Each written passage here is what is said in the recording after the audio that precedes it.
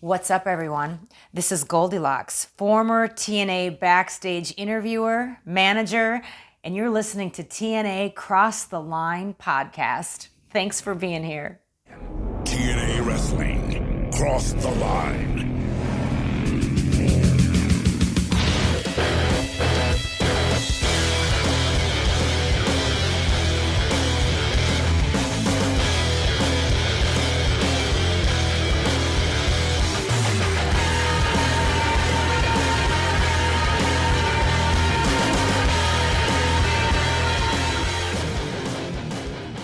And we're back with episode 282 of the TNA Across the Line podcast. I am Bob Colling Jr. With me as always is Dallas Gridley. And Dallas, we don't have competition with the WWE this week. Thank God. We don't have an 8-man tag team with all the megastars of the past 15 years rounded up into one match. But instead tonight we have a Lumberjack match and also a ladder match to determine the number one contender for the X Division Championship. Plus, I'm assuming much more. And we enjoyed last week's episode of Impact, where we found out that Samoa Joe, by winning the gauntlet for the gold, will now challenge the NWA World Champion Christian Cage at Destination X 2007, which is on March 11th, which means, including this episode, we are 3 weeks away from that event. So, Dallas, how are we feeling? Are we still pumped up? I feel like already, just 1 week into the build, I'm already intrigued much more by Destination X than I am, or that I was, with Against All Odds. Oh, I'm feeling good. Last week was a decent episode, even though we went against Raw. We'll be talking about that momentarily. And we are heading toward Destination X, which we know there's this weird Elevation X situation going on. We know Samoa Joe's fighting Christian Cage. And we're about to find out our X Division title match on this show as well today. So we are moving, dude. I'm ready. Yeah, I kind of forgot about Elevation X. They showed us the structure last week as well. I can't even believe it. Which was a surprising turn of events that they would essentially just spoil it like that. It is a scaffold, but it's in the form of an X, not just a straight. Oh yeah, line. I'm half wondering if they had it up for the special. Maybe they were like, when they filmed the stuff for the 2 hours. This is TNA special, that they showed it there potentially, and they just happened to have it up, so they were like, might as well show it on regular show as well. I don't know. This is just my thought. Right.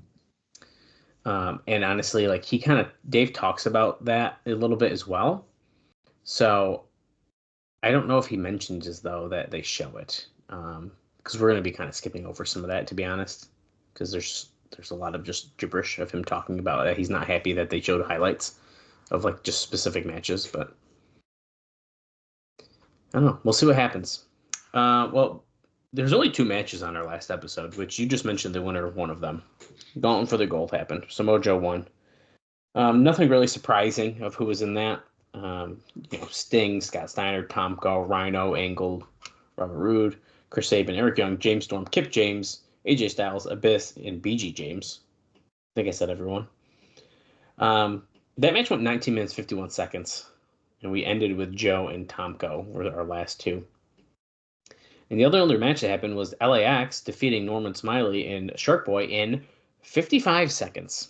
Norman Smiley.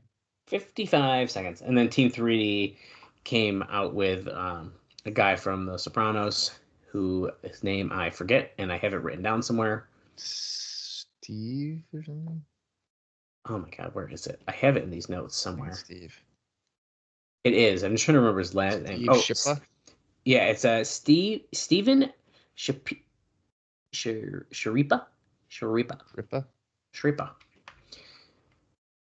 I don't know. Apparently, it's even also noted that Alvarez said, like, I had no idea who was going to be there, which is sad because TNA put out press on it the previous Monday. So apparently they tried to tell people he was going to be on the show, and then I don't know if that had actually ended up going anywhere. So now, the moment you've been waiting for. You ready to hear this ratings talk, dude? Well, I actually have one question for you. Yeah. And I just thought about it now. Mm-hmm. So when Steve Schirripa arrived on the show, does it kind of reduce the appearance when they acknowledge that he's from a different show and he's portraying that character?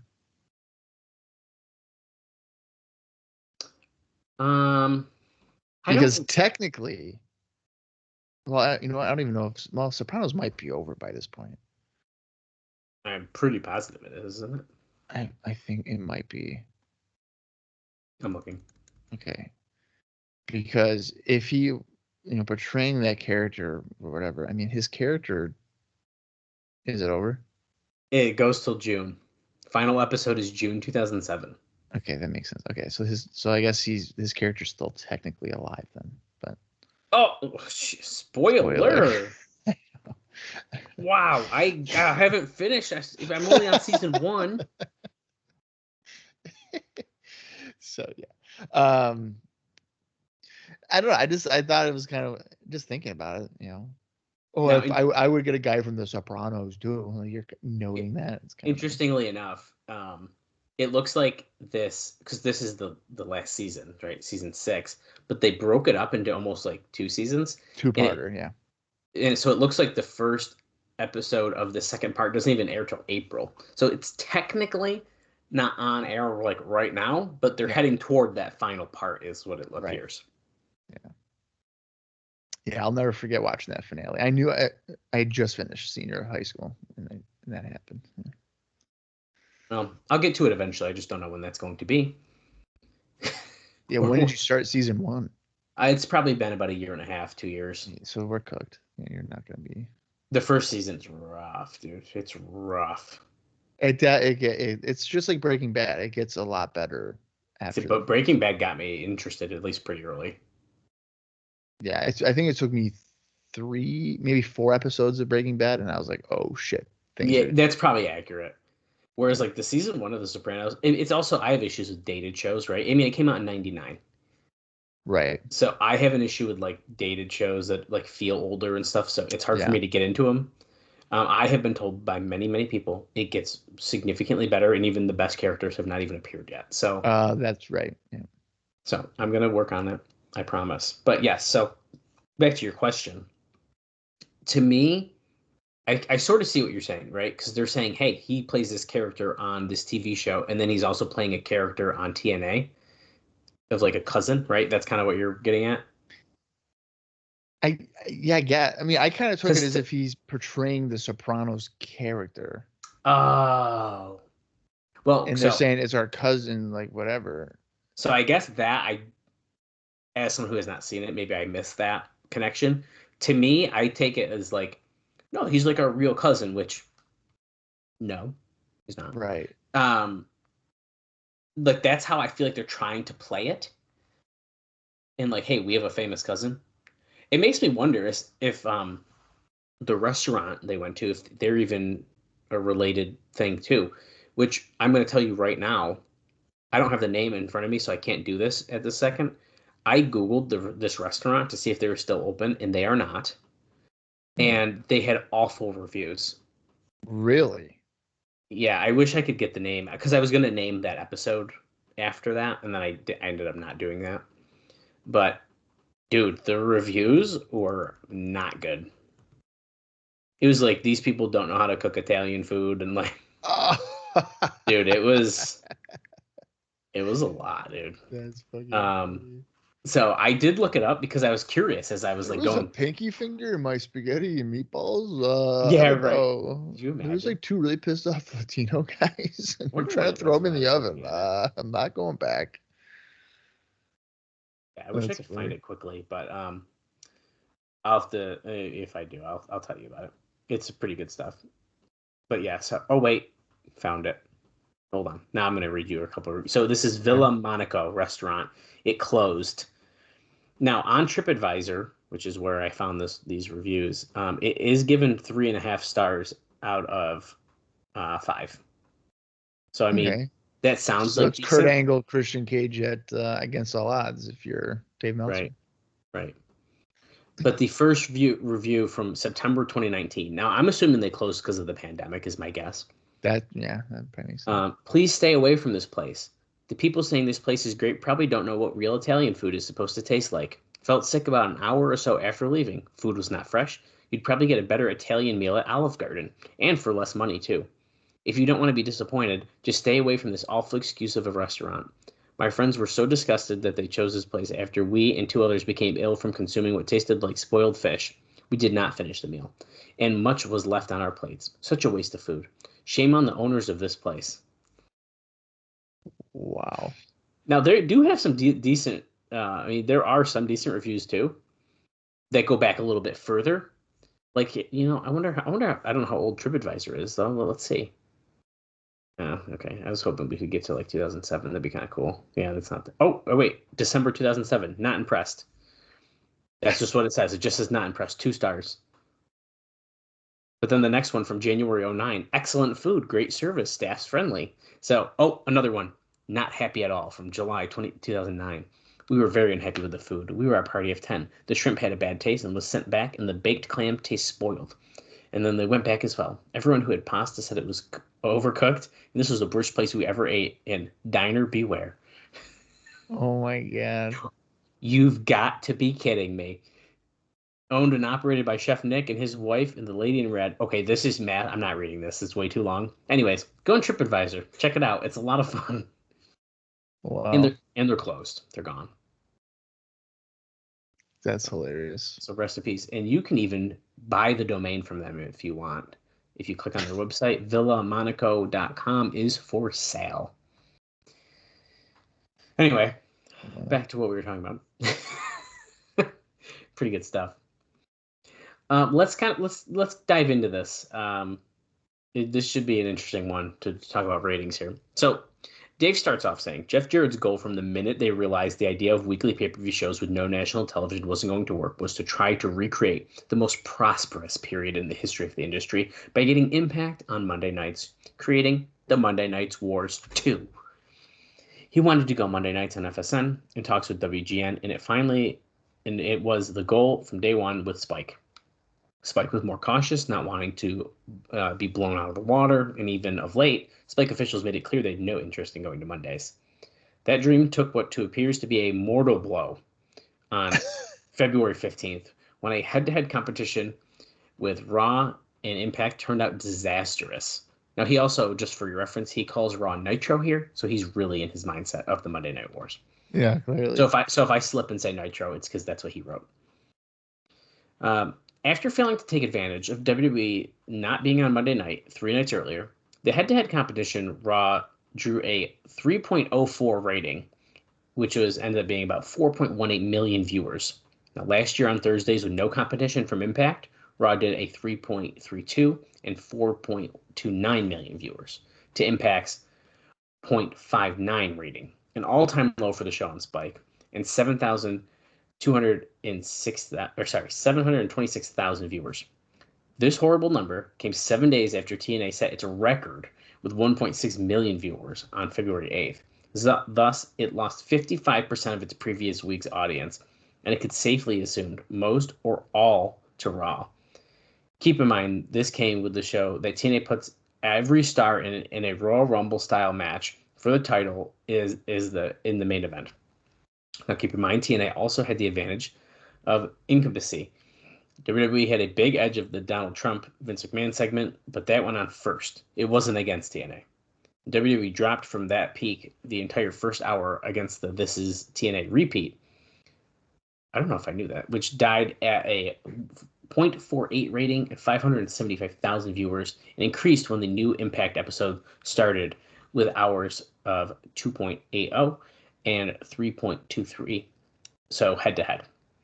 Raw beat Impact by a better than 5-1 margin in male 18 to 34 demo, because Raw did a 2.76, and Impact did a 0.49. Mm-hmm. Whew. And what this week showed, sadly, is TNA has failed to create its own audience. TNA on Monday picked up very little, if any, of WWE's audience with competition. The next week, they were down 21.6%, not the 55% that Impact was down, but still. And Dave does, he breaks a lot of stuff down for this, not necessarily like segment to segment, but just kind of like what he thinks TNA is doing wrong and stuff like that. And yeah, so pretty good stuff. I cut out a lot of this, but if you are interested in reading the entire breakdown, February 26, 2007 Observer Newsletter has the full thing. But he kind of continues on saying, the moral of the night is that TNA is going head-to-head with Raw would be suicidal for the company. Impact is nowhere close to the level of WCW in 95, which is pulling between a 2.2 and a 2.5 most Saturday nights out of primetime and theoretically a terrible night to draw a male audience before there was such thing as Nitro.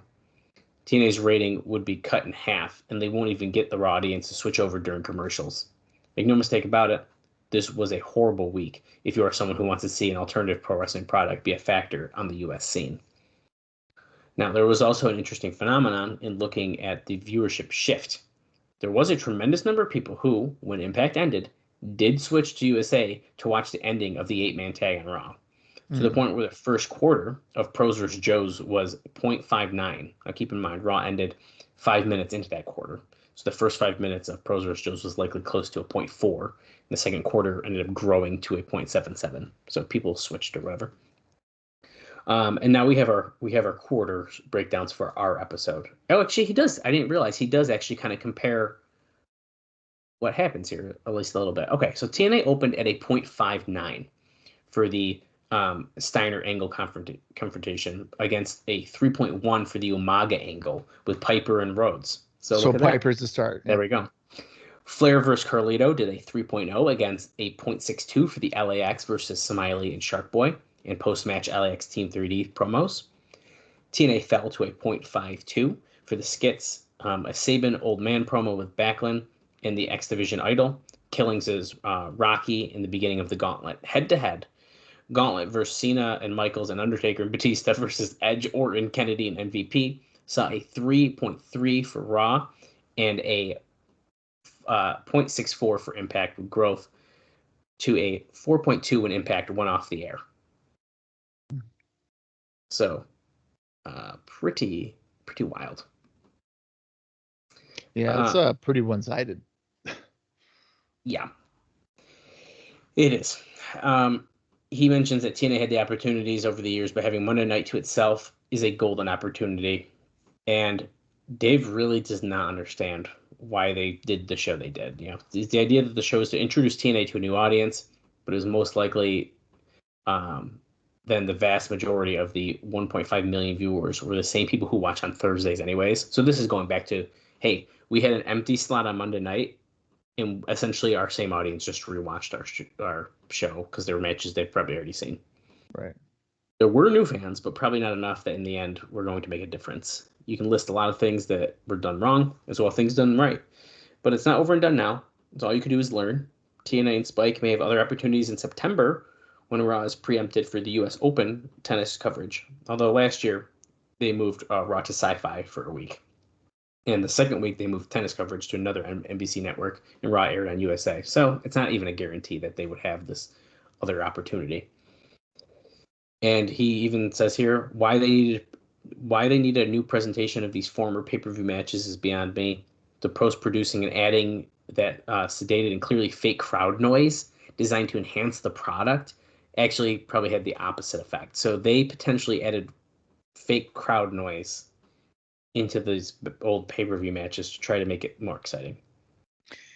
Do you now, by the sounds of it, there wasn't any new viewership that turned to TNA in this instance? And, you know, quite honestly, I don't even know if I would. I judging by what was being presented on Raw, I'd probably be watching Raw if I'm being quite honest.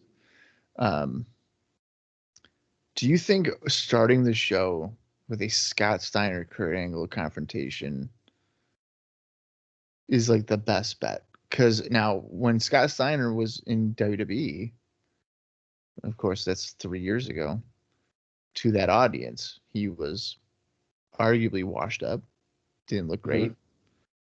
if you were to go to Impact and see what was going on there, and you see Scott Steiner with Right. Kurt Angle, is that get an eye roll, or is that going to be? I feel To me, like it's an eye not roll. even close. Yeah, to me, it's not even close with what I don't you have argue. on Raw. I'd almost think you need to swap how they did it though. If you turned it on and it's Kurt Angle in the ring, maybe you would have been a little bit more attentive to it. You start out with Steiner in the ring, and I do agree with you. If it's someone who thinks that he is a wash at this point and all that, then they're not going to be interested in that. Yeah. So it's pretty interesting. Dave, I'm not going through all of this, but Dave does break down the entire This is TNA special as far as what they presented and all this. He's very upset that they revoiced some of these matches and making some of it not as good as it probably was before when they first aired it. But he does So they break altered all the of it. crowd reactions. It sounds like they might have. That's not good. Yeah. I don't like that either, to be honest with you. But they did show like an X Division video package to try to show people like the X Division, which I feel like they love to do, except we're at a different point with the X Division now, so I can't imagine what they were really showing there. They should have done a special. I mean, to just rehash pay-per-view matches on a prime night, you should have done a primetime special. 1000%. I mean, you could have done a primetime special and still done Impact on Thursday. Well, so I actually was just going to say, I think they should have just done the primetime special instead of Impact on Thursday. Sure. Yeah. No, you could. But I'm saying if you wanted to still do Impact, you could, but you could just do what like WCW did. And I think we've said it before, is treat that primetime special as like your Clash of the Champions. Mm-hmm. Load it up, and then you can continue with your Impacts after. Right. And it's the immediate fallout from Against All Odds. You know, really set the stage for Destination X. Yeah, whatever. Yeah, it's kind of a bummer, but I guess it is what it is. Yeah. I just got like 3 more quick ones for you before we get into the show. Ring of Honor news regarding the decision to pull Samoa Joe. TNA made the decision in early December and gave Gabe Sapolsky 4 months to finish up with him. Dave notes that we don't have a date and don't think it will be made a big deal, but Christopher Daniels will also be finishing up soon. Daniels finishing was at least partially a price issue, which was the ultimate issue with why AJ Styles is no longer being used, because their long-standing arrangement. Daniels and Joe were both working for ROH at a lower price level than TNA charges to book them out on dates. There were also people in TNA management running the company that didn't like that Joe wasn't always in the ROH main events and thinking it made him less than a superstar since TNA is trying to push him at that level. And Dave says, not really understanding ROH policy of rotating talent to create fresh matchups, but also that is such a wild. That's just a dumb thing to say. Like, oh, Joe's not in the main event of every single Ring of Honor show, so he looks lesser than. I know. I think that's ridiculous. Yep. That's somebody that doesn't get it. Yeah. Now, also, they weren't happy because Joe was occasionally losing matches in Ring of Honor. Oh, God forbid. Yeah. I don't believe there are any dates set for Homicide or Austin Aries finishing. Homicide's biggest run appears over, while Aries was just put in a new feud, but that was made a 3-way feud. In case TNA pulls Aries, they can still do Roderick Strong's group versus Jack Evans' group as a feud. So, yeah, pretty interesting. A quick follow-up note that I thought was kind of funny from Against All Odds. In the Christian versus Angle pay-per-view match, you'll remember this, Bob.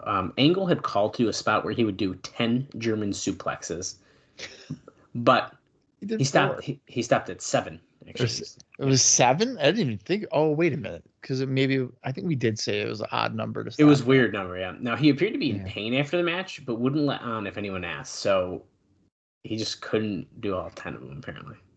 Motherfucker. He tried to do what? How many did Joe? Was it 10 or like 20 to Joe? He wanted to do a shit ton. He wanted to do a lot, yeah. Yeah. It's weird. And he couldn't get. Okay. So that makes. I do remember being like, oh, he's trying to do that with Cage. And 7. That sounds about right. Mm-hmm. What an odd number. Literally an odd number to end up. So weird, dude. Yeah. So this is my last note here. The Basham brothers, we talked about them coming in last week. Now, apparently, this may be only for a one shot. Now, the company was looking for ex-WWE wrestlers to go against VKM, since VKM is supposed to be feuding with the WWE. Yeah, okay. Although that feud has apparently already been dropped because the whole DX thing, I think they scrapped that. So now they're just looking for 2 WWE wrestlers for Hemi to bring in against them. So the Hemi thing is still why we're kind of doing it. But Okay, I mean, that makes sense, I guess. I'm curious to see how Basham and Damaja are gonna do, because their latest run, from what I can remember at this point, would be Paul Heyman's security on ECW. They were the guys underneath the helmets and stuff. oh, Well, fun fact on that one. now I honestly don't know if these guys actually end up showing up for this one off. So I'm kind of interested to see if it ends up kind of going through. So it should be fun to find out. Yeah, if they come in, it'll be pretty interesting. I've been watching some OVW 2002 fairly recently, and they're pretty fucking good back then. So I don't know how much they would fall off in 5 years, but who knows? You never know. You really never know. Well, time will tell. I'm looking forward to it. But that's our pre-show notes. I'm ready to get in this episode, and Bob, I have so many more to talk about during the show. Okay, so then let's get into it. It is the February 22nd, 2007 edition of Impact. The approximate runtime is 42 minutes, 58 seconds. If you want to watch along with us, head over to the TNA Plus app, or you could, if you have it in your own personal collection, that will do the trick as well. I'm going to count down from 3, and when I say play, that is when the live watch will begin. So here we go. 3, 2, 1, play. And hopefully this week you heard me and my microphone didn't I did. pop out. That's good. Tonight on Impact.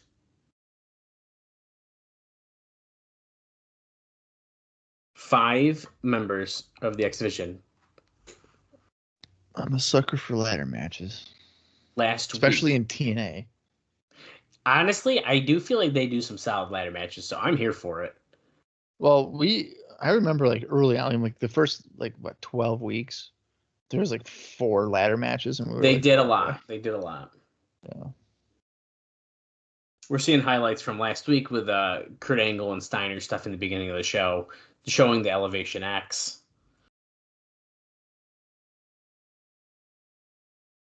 We will determine who's going to challenge Christian Cage.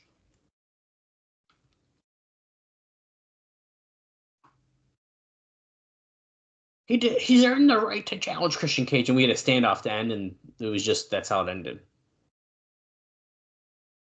I wonder if there's actually, I didn't even think to look, because I usually have I never look at the notes anymore of how the shows go or whatever.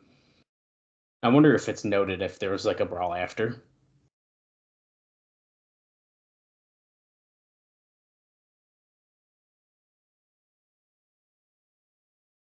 The intimidating Elevation X is being lowered. They're doing this every week? We're just going to keep lowering this shit? I do. It's actually really interesting because the scaffold thing is just hanging, and they kind of just lower the legs of it. Yeah. The belting pot match, dude. I can't wait.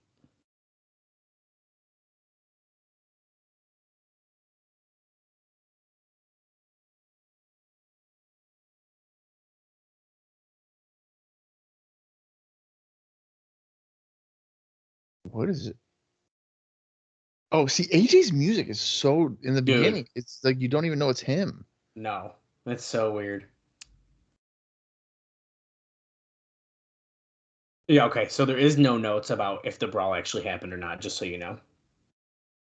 It just is Angle came in to even the odds.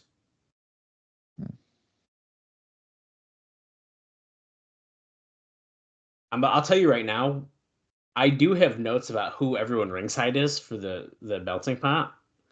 I just saw that it's listed, so I got to remember to bring that up when that happens. Styles is climbing up the top of Elevation X here.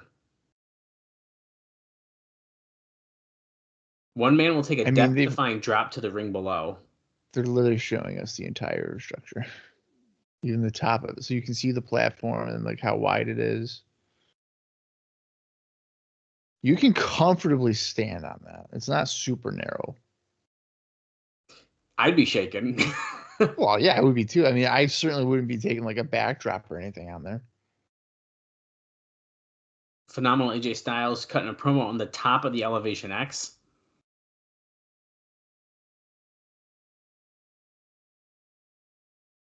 I am the most decorated wrestler here in the TNA history.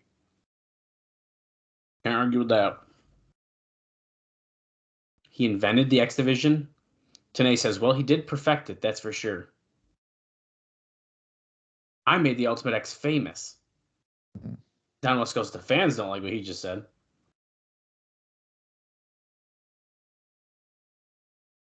I'm on top of the world, he slips. It's kind of shifting side to side. It's kind of sketchy, dude. Does TNA need to insert a comment after every sentence? I don't think that needs to be a thing. Nope.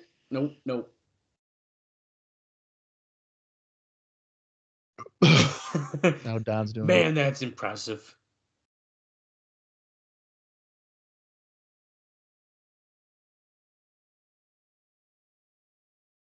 He's explaining what a scaffold match is. They 2 men climb, but only one stands tall. The other guy will be falling off. Death-defying drop.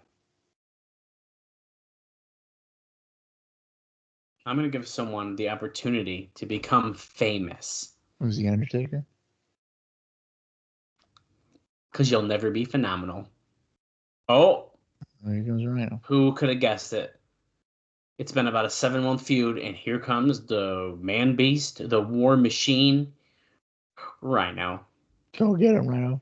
He runs down to the ring, and then... Climb up there. Bob, if someone gets thrown off on Impact, I'm not going to be happy. There's no way. They can't be that dumb.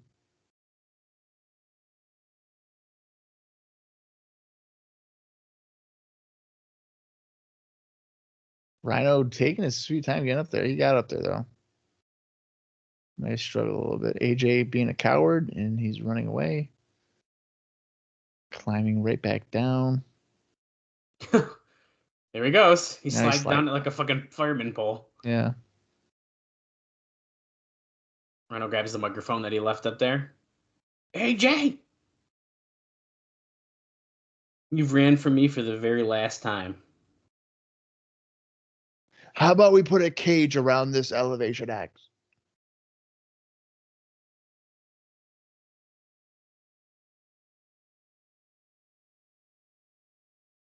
Wow. Rhino saying that Elevation X is going to be the reason or the factor into the end of AJ's career. Oh, wow. As we know, he's done now. He stopped wrestling in 2007. Okay, Rhino just yelled that it's going to be them in the stipulation at the show, in which we already know that they're doing it at.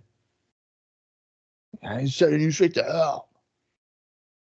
Now, interestingly enough, Rhino is on his knees cutting this promo. Styles was standing. I'm just calling that out.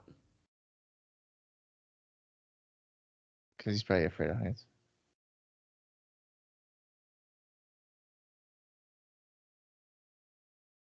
Gore! Gore! Gore! He said he's going to gore him on the top of this fucking thing.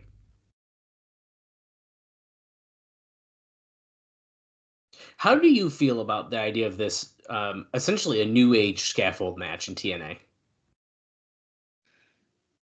Oh, Schirripa. So you're not going to have a good match. That's for sure. Right. You ever been in a belting pot match? Neither have we. But we're looking forward to it. I can count on my brother Devon. Can you count on each other? We can count on our big cousin Steve.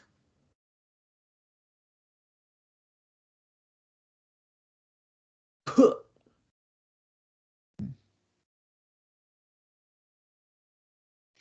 We can count on our paisans who circle in the ring. Jesus Christ. I didn't know Brother Ray was so Italian, I'll be honest with you. Is he? You could be lying. You stick with your family. Their blood. We're cousins.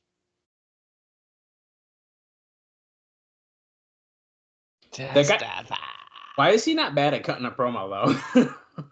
Because he's an actor, dude. He knows how to. It's not bad. He knows how to read the dialogue. Okay, we are about to head to the belting pot lumberjack match here. I'm just going to tell you who's going to be ringside for these guys now, because I'm going to forget. Machete is pushing out Conan. And are they all coming out with them? Oh, yeah, they are. Let me scroll up here. Oh, it's their own. It's not like actual other heels. It's people in his faction. Yes, the Latino Nation. So they're kind of supposed to be like no-name guys. Yeah. So for Team 3D, they're going to. I'm gonna wait till Team 3Ds come out in case we can see them. Okay. Hold on. Let's see.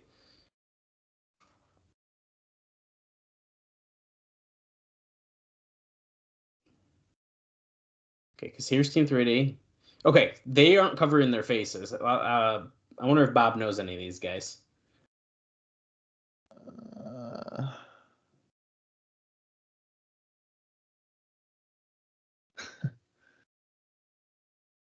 This is bizarre. I mean, I don't know if any of them directly look overly familiar. Okay.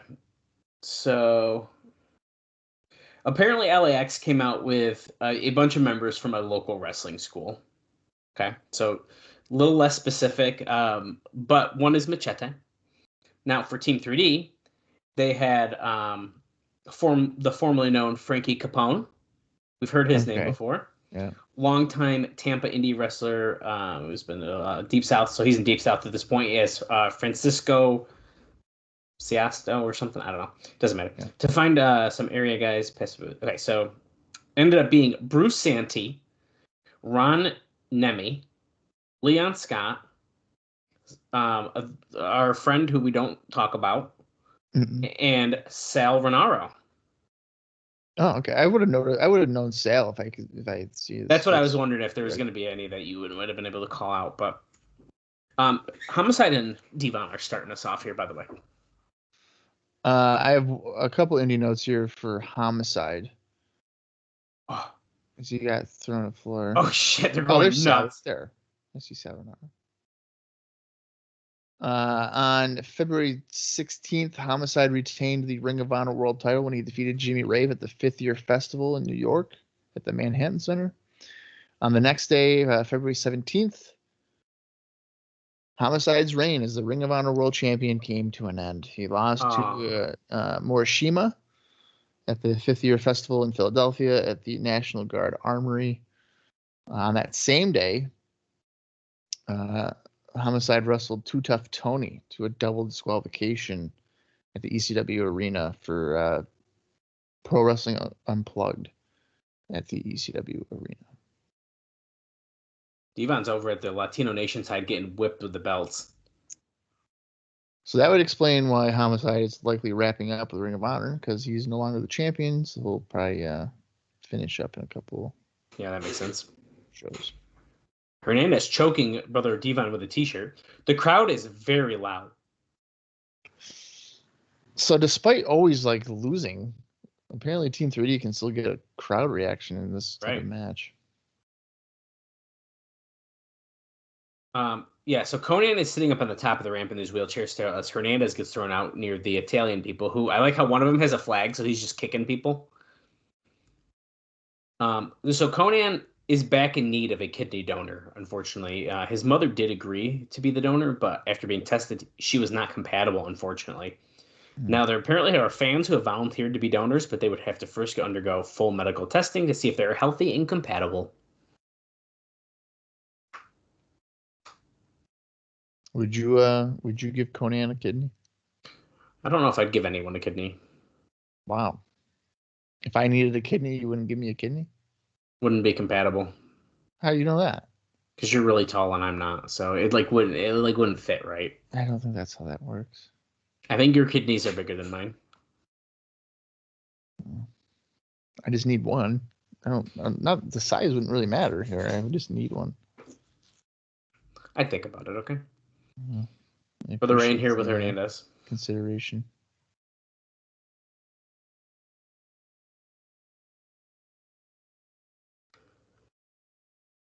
Backdrop. Cleaning house backdrops. Samoan drop to Hernandez. No cover though. Homicide toss to the floor. Right in front of Machete. Slams Rock down. bottom.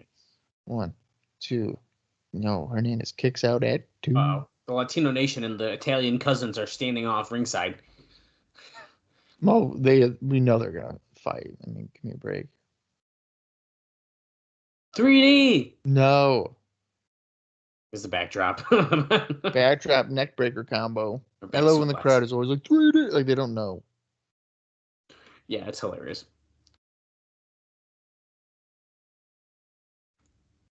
Oh, Brother Devon gets drop kicked out to the floor near the Latino Nation. And look, Hernandez is on one side too, and so they're standing off like, you're going to hit your guy, I'll hit ours. Oh my God.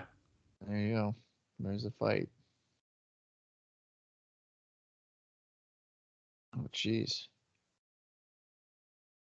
What a wild battle. Cousin Steven is just yelling from the ramp. Get on him. He's not doing nothing. Oh, did Brother Ray just call him into the ring? Oh my yes. God.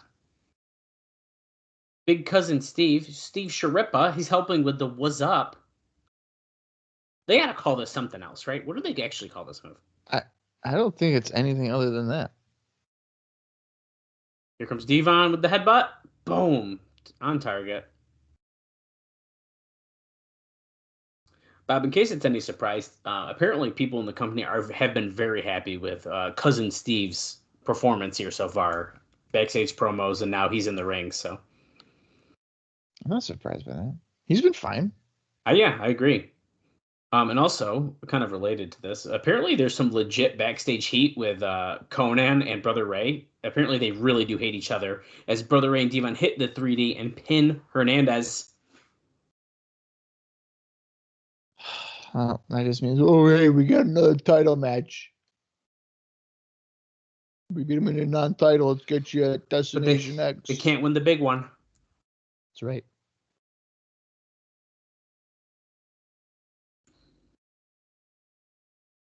I'm surprised. So Brother Ray and Conan actually don't like each other. And is there any reason as to why? As to what? As to why Conan and Brother Ray don't like each Oh other? no, I don't have a reason for that, unfortunately. You know what doesn't help it though? I was waiting till we cut away. Apparently, there's a lot of talk regarding what happened after the TV match, which was considered strong live, as the crowd heat was tremendous. Agreed, the crowd was really into that. Ray apparently made a beeline for a group of 5 or 6 LAX fans, about 4 or 5 rows in the crowd behind the announcers, which was noted is that there have been nights where LAX fans have outnumbered 3D fans in the building, but this wasn't one of those nights. Brother Ray got in their face and and they ended up backing down, but several said if someone who wasn't an established star had done the same thing, they would have gotten in a lot of trouble for doing that. Why would he get in their faces? Well, Sting said he's going to be speaking from his deathbed tonight. I don't know. Well, lockdown promo, Bob, and guess what? Tickets have been on sale. They started on February 16th for the lockdown pay-per-view in right outside of St. Louis for April 15th. They sold more than 2,000 tickets on the first day and were at more than 2,500 at press time, including having sold all of the most expensive tickets in a building set up for 9,249 people. They're looking to get St. Louis Cardinals involved in the build-up for the show through David Eckstein, who will probably be involved in some manner. I feel like they're not going to get 9,000 fans.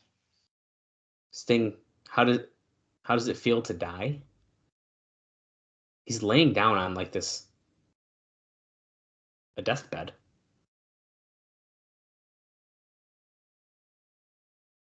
In order to have life, you have to die first. I've continued in you all along. I'm going to continue to believe in you. Fucking why? These things are going to change drastically very soon because at Destination X, he's going to strap Abyss to a deathbed and raved up into heavens above. You have to decide how you want to live on this side of eternity. Will you choose darkness?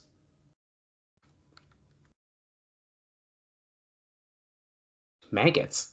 Blech. We're going to choose life. Be a new man. The choice is yours. And yours alone. You don't have the devil in your ear any longer. So Mitchell's apparently very gone. Okay. Wow. I mean, Sting's got to just kind of let it go, man. Abyss keeps on beating you up. So wait, we're gonna see what Abyss's reaction is gonna be. We're backstage. Jamie Boris is gonna talk to Abyss. He's very somber comments made from Sting. I don't know if I'd classify those as somber by Sting. Did you hear what Sting just said? He ain't gonna talk. Is James Mitchell around? Where is he? And Abyss is sitting in a chair just like, ugh. Well, he's not gonna get anything out of him, but it's anyone's game here. Oh my god, he just grabbed JB by the throat. No way. Oh shit, he slammed him against the cage and is holding him, choking him. And he just dropped him.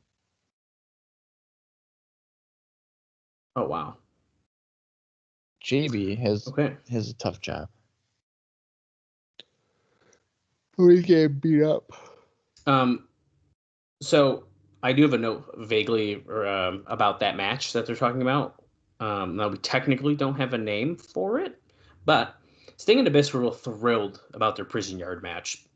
So they're having this new match. We don't know what it's called yet, so I won't spoil it. But there's something along the lines of having a hospital bed or some kind of bed in the ring, and the object is to beat your opponent down into the bed, strap them into it. And it's noted that it's some kind of cross between an old stretcher match and a last ride match. I was going to say, it definitely sounded like a stretcher match. Yeah. I'm not sure what we're heading into right now. Robert Roode just came out with... I don't even see... who just come out with? James Storm and who else? Is that it? No. James Storm and Eric Young. Oh, okay. And right now we got the Voodoo Kin Mafia coming out with Lance Hoyt. It was random. Now we're pairing him with a crowd favorite to really press on that babyface thing, huh? Yeah. Certainly would appear so.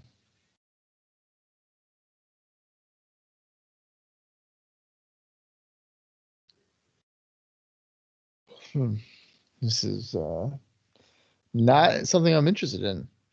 Well, that's okay. I'll tell you some more. I still have so many more things I can tell you to keep you interested then. Let's see. I don't think we're seeing Kurt Angle necessarily in a match or anything. So apparently he is definitely not coming to the Rey de Reyes show in Mexico for AAA. Now there will be TNA involvement in the show. It's a money issue, as I kind of figured, as Dave's figured. And it would end up being... Now, Rey Mysterio is going to be on that show signing autographs because this is the Conan fundraiser thing. And WWE had no problems with Mysterio appearing on the same show as a TNA star. So that's good. Well, when you see the ratings breakdown... Yeah, they don't care. I don't think they're going to care anymore. They're probably not really thinking they're competition anymore. Right. BG and Roode are in the ring right now, by the way. Speaking of Angle... the first Kurt Angle Samoa Joe match in TNA aired on New Japan's TV show on February 10th. It's kind of interesting note. I wonder why it would air on New Japan. Oh, well, Kurt's doing stuff there. They want Kurt over there, yeah. So James Storm in here with BG James now. Interestingly enough, BG is just wearing a plain black shirt, not a Voodoo Kin Mafia shirt. Is he disowning Kip? It could be. Even Kip doesn't have one on. Kip's wearing those same green trunks that last week, a little more reminiscent of his Mr. Ass kind of tights.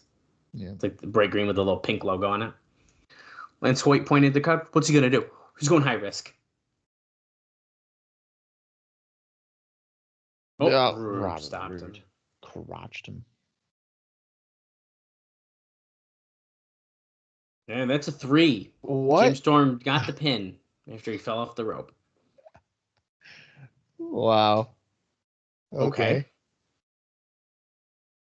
Look, Eric Young is like pretend. Eric Young didn't even wrestle in that. He's just acting like he's happy about it. That was not even. That was like nothing of a match. They just jobbed out Hoyt for nothing. Oh, here's Chris Harris again. He's chasing him around the ring. Storm almost tripped. Fell. Oh, Christopher Daniels thing again here. Video package. The Fallen Angel. To me, this doesn't feel like a gimmick change, though. I hate to say it. No, I. In fact, it's more reiterating the Fallen Angel character to me. Yeah. I think before he had shifted really far away from the. That's true. Religious vibe of it. Maybe that's what it is. And now it's just like he's just a wrestler, or he was just a wrestler. Okay, Don West is in the ring. Andre Rison. Tell us more about him. Who is he? What team is he on? He was quite successful on the Buffalo Bills. He was part of the 4 Super Bowls that they lost. And here he is promoting the Pros vs. Joes show. Oh. I'm pretty sure that's. Oh, he's gonna kick ass. Oh, he's cussing. Yep, he is promoting it. He just said it. Who's the pro and who's the Joe? Oh, Abyss's song just hit. I'm pretty sure. I'm thinking that he's on this. He was on the Bills. I mean, he's wearing blue and white, so that adds up. Yeah, so I'm wrong. That is not who that is. So he was not on the Bills. Who am I thinking of that was on the Bills? Okay, what team was he on then? Oh, I'll tell you. He is probably best known for being. Oh, that's way later in his career. Okay, so he was on the Atlanta Falcons from 90 to 94. He started with the Colts in 89, the Browns, the Jaguars. He won the Super Bowl with the Packers in 1996. Chiefs from 97 to 99 to the Raiders in 2000. And then in 2004, he was with Toronto in the CFL. Wait, okay, that's enough information because he just got black hole slammed by the monster Abyss. Black hole slam. Am I thinking of Andre Reed? Is who I'm thinking of. Rambuck killings? No man, no law. No hood can stop him? Yeah. Don West is shaken. I was thinking of Andre Reed. The Buffalo Bills guy. Andre Rison. One of my favorites. Andre. Case of the Andres. Got me. I thought it was the Giant, but... No.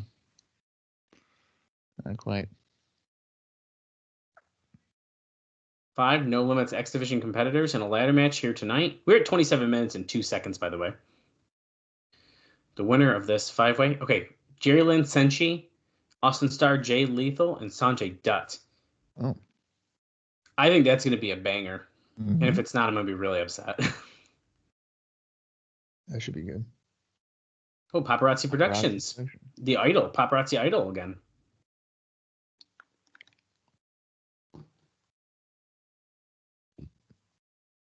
What?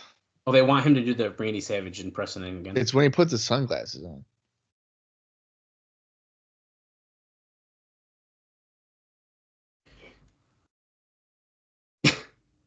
Kevin Nash is like, Jay, come here. The white people over here trying to hold you down. And Kevin goes, they're trying to hold us black guys down. And Jay Lethal says, Kevin, you're not black.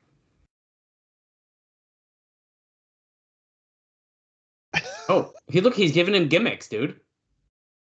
He's Little making hat. him. He's making him into macho. Oh shit, Bob. In case you're not kind of putting the pieces together here, Jay Lethal is going to have the gimmick of being a Randy Savage imitator. It wasn't a one-shot thing. The gimmick, Dave says that gimmick pretty much dooms you to being a one-note gimmick performer in prelims. Then again, before he was a zero-note performer with no push in prelims.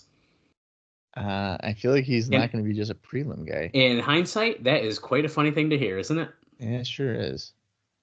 We are in the ring with Jim Cornette and Mike Tenay with a enormous TNA logo in front of a tape.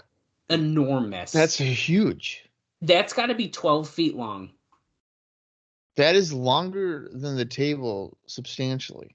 That's one of the logos that hangs in the top that they show when they pan into the impact zone. And I'll tell you right now, if I could have bought one of those when I bought my Bound for Glory sign, I would have. We're doing this is a contract signing for Steiner and Kurt.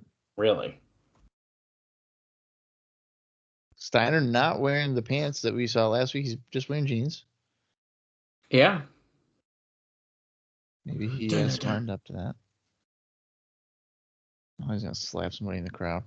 He's threatening to do it. Here, during this entrance, I have a random note that is kind of a nothing note, but Chris Jericho has been hinting of a return as of late as he's watched some TV and gotten some ideas. He did an interview without saying much else. He said, quote, "The bigger TNA gets, the better it is for everyone in the business. ECW, on the other hand, I think is pointless. Really, I don't think ECW will be around this time next year. It's already becoming a forgotten zone for wrestlers to go to. Unless Vince making a lot of money off of it, he isn't. I don't think he'll keep running with ECW." Well, I mean, he's not really that far off. No, but he's kind of teasing the idea of TNA. Yeah, he's not. I know he's not, but he's just doing that to get a couple extra bucks from WWE. I don't know. Kurt Angle's coming out now. Also, so I don't know. We still have a 5-man ladder match. We're doing a contract signing that's got. We have just over 12 minutes and 20 seconds right now left in the show. Correct. So that ladder match is going to be rushed, probably majorly. Is a contract signing even really necessary for this match? No.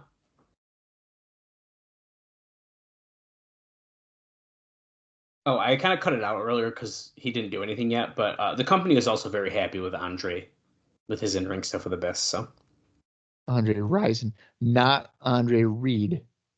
Right. Who had lost 4 Super Bowls. Andre Rison won a Super Bowl with the Green Bay Packers in 1996. Okay, they asked for a public execution of this contract. Please remain gentlemen.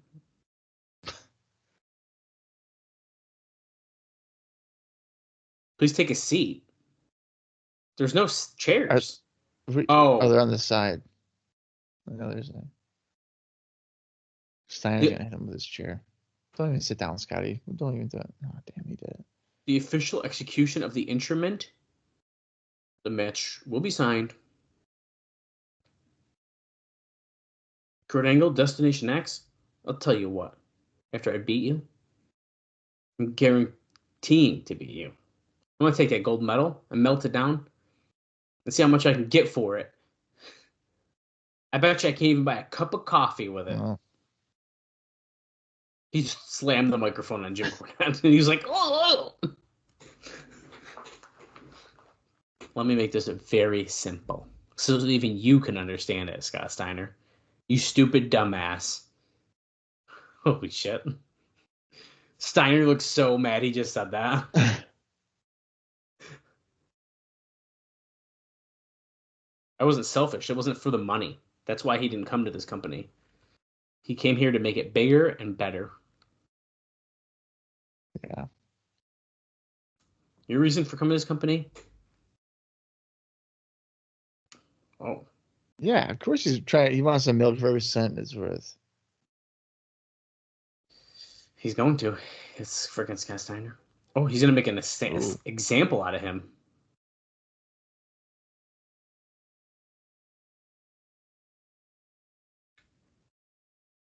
We don't need any more whining, complaining, money-hungry bitches like you. Sit your ass down, he says. I'm not done. I want you to make as much money as you can in this match, because this match might be your last. Whoa. You gonna sign it or you gonna talk about it? You're damn right I'm gonna sign it. Kurt, you see your signatory line right there. Angle has signed the contract. He throws it to Steiner. Is anybody going through that table? I'm gonna say no. That looks like a pretty thick table. I don't think so either, mostly because that sign's in front of it. Yeah, somebody could cut them. Oh, yeah, it's been flipped.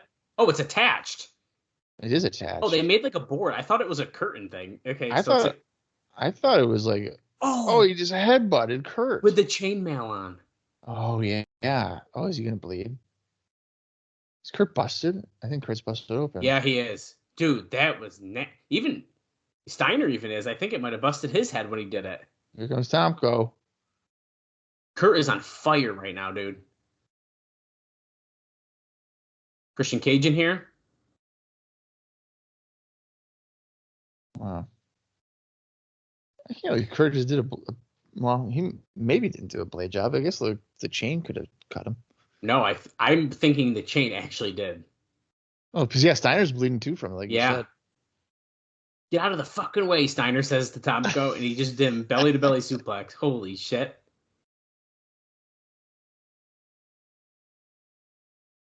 Okay, but I'm kind of looking forward to this match, Bob. That's what I'm saying. I kind of really like this.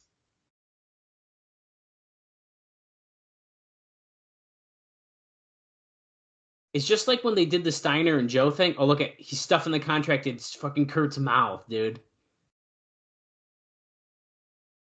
Wow, bloodied Kurt Angle laid out. Scott Steiner standing above him, flexing with Tomko and Christian in tow. Yep, I'm ready. I mean, there's no shot that Steiner would beat him. No, but I'm real excited to see it now. It could be. I definitely think I'm interested in it. Well, he didn't come out there, but apparently Samoa Joe is working on a torn MCL and putting off surgery. That's good. Yeah, I'm assuming it's probably the same knee injury they dealt with shortly before the second Angle match. I'm sure. Right. We have just witnessed the unpredictable Scott Steiner live up to that. We were at 36 minutes and 9 seconds, and we still have a ladder match. And we have 6 minutes and 43 seconds to go. Right. Which I was kind of saving this note, but apparently it doesn't apply to what we've been watching, because there may have been some other management influence, and it's not like it's something that lots of people weren't complaining about, but apparently Jeff Jarrett has made the final call to go with longer TV matches. That's the right call. Yes. Okay, and here's a Samoa Joe thing. So this is what I get for just telling you the Samoa Joe. No, I could have just waited. Okay. Shaking my head. You could have read my written reviews at WrestlingRecaps.com, and you could have timed your notes. That seems like a lot more work at 1 a.m. than I really could do. It probably is. Yeah, it probably absolutely is. For 20 months, I've been denied. 20 months, I've been put to the side. I only got 2 more notes for you, Bob. So while he's talking about fighting Christian Cage, I might as well just tell you quick. Management is trying to get Vince Russo to move from Atlanta to Nashville. He's resisting because he doesn't want to uproot his family, given the tenuous nature of the business. Fair reason. That's absolutely fair. And finally, as all the X Division stars are in the ring, Bob Backlund is now a walking maniac. He walks from the hotel to the Impact Zone whenever he's in Orlando. He claims he walks so much every day that he averages finding 50 cents a day in change. He also starts off every day with a glass of carrot juice and garlic. Jesus Christ. Wow. What a note. That's what we're ending on. Guy. What a human being. Lethal and Dutt are double teaming Jerry Lynn in the ring. I don't know if it was TNA, But we've definitely heard a note before where a company had somebody move. Oh, wasn't it Mortimer Plumtree? Like he moved from Minnesota, and then they're just They like, fired yeah, him. no, you're done. It's like, Yeah, I we still did. have a year on my lease. Like, what are you talking about? Senshi put in a ladder, or trying to get a ladder in, but Lynn did get one in on the other side of the ring. Senshi's struggling with that one. Austin Starr stops him, Oh, it looked like. what am I doing? I have any Oh, notes for these guys too. Okay, Senshi has one note. He lost to Sterling James Keenan at IWC's Accept No Limitations 3 on February 17th in Elizabeth, Pennsylvania, which is Corey Graves. oh. Sterling James Keenan is. Dude, this is what I get, There's dude. Bob. There's Bob Backlund. Bob again. Sonjay Dutt was a little bit busy here. On the 16th of February, Sonjay was in a three-way for the UWA Canadian Championship, where the champion Josh Prohibition defeated M-Dog 20 and Sonjay Dutt at Hardcore Infinity Glory in Ontario, Canada. And then on the 17th of February, Sonjay Dutt teamed up with Sabin and Shelley as Team TNA for the King of Trios for Shikara. In the first round, they defeated Blackout, which is Joker, Ruckus, and Sabian. However, in the second round, they lost to Jigsaw, Mike Quackenbush, and Shane Storm. So they made it to just the second round there. Austin Starr on February 16th teamed with Roderick Strong, losing to Christopher Daniels and Matt Seidel in a Ring of Honor Tag Team Championship match at the 5th Year Festival in New York at the Manhattan Center. And then on the 17th, Austin Starr defeated Claudio Castagnoli at the 5th Year Festival in Philly at the National Guard Armory. And Jerry Lynn has, I think, technically two notes here that I need to say. He just powerbombed Lethal and Dutt. I just wanted to mention, because now only Senshi and Austin Starr are on top of 3 ladders they're all fighting on. Jerry on February 9th defeated Kid Cash for USWO. On the 16th, Jerry Lynn won the USWO Television Championship, defeating Michael Jablonski and Eric Andrews. And that is all I've got. So there you go. That's your indie notes. They just said, don't go anywhere after the conclusion of this match. Something's very graphic backstage. Jerry Lynn pushes Senshi and Austin Starr off, and he is about to grab the X to be able to fight Chris Sabin at Destination X. Can he unhook it? He's got it.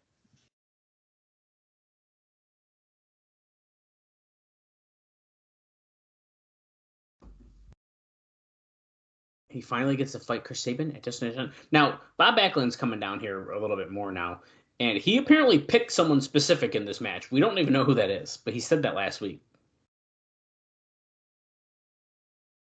I think he's endorsing the guy that. Oh, okay. Because he just shook the hand of Jerry Lynn. Yeah. And Austin Starr walked up, and Backlund goes to shake his hand, too. Now, these guys have some beef. They certainly do. Oh, Austin Starr wipes the sweat off, flips it at Backlund. And now he's leaving. But now he's going to go after him. Just Bob, turn around. Bob, watch out. Chickling again. Are we going for an Austin Starr Bob Backlund match, Bob? It sure seems like it. Can we do that and then just, be done? And just stop doing it, yeah. I don't like when the chicken wing they walk around doing it. I don't really like that move. I'm going to be honest with you.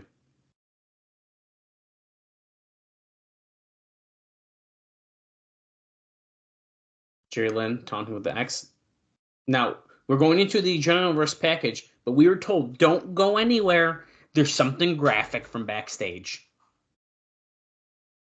So we have to sit here and wait, which we always do anyways, but... I think it's Sting. Sting's probably dead. I'm wondering if it's Bloody JB. I wonder if he beat the shit out of JB. Oh, no, it's this. Oh. It's Kurt getting stitches. That's what they wanted to show us? That's it. I mean, it was gross, but what? Who cares? Oh, it's so graphic. He's getting stitches. Big whoop. Okay. Give me a break. Bob, what are you feeling about that episode of Impact? Probably not as good as the previous week. No, I do think last week was probably a better show, but I also don't think I hated it. Yeah, I mean, it was fine. I mean, I don't think it was anything like mind blowing.